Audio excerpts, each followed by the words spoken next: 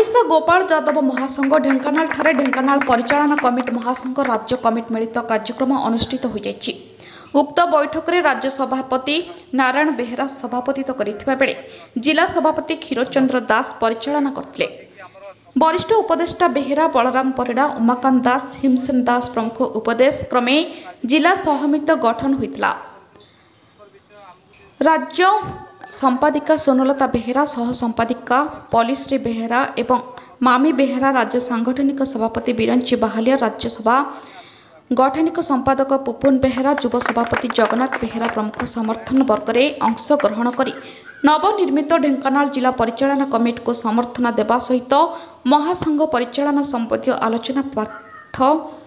आलोचना करथिले।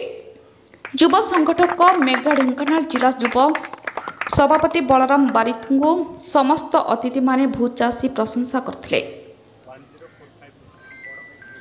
खूब कम दिन मध्य संपूर्ण ढेंकानाल जिले में गोपाल एकता कार्यक्रम को घरे घरे पहुंचार अक्लांत परिश्रम पर समस्ते मंतव्य ज्ञापन करथिले।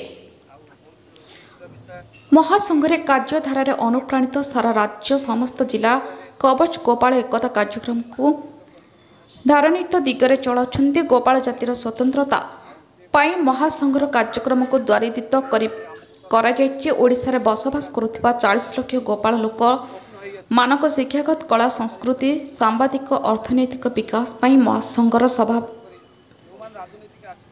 महासभार अनवरत चालू रही। राजनीतिक विकास पाई महासंघर महासभापति नारायण बेहेरा स्वतंत्रता भावे अर्थकार साब्यस्त पाई ओडिशार समस्त भाई भौणी मानक आह्वान करछन्ति।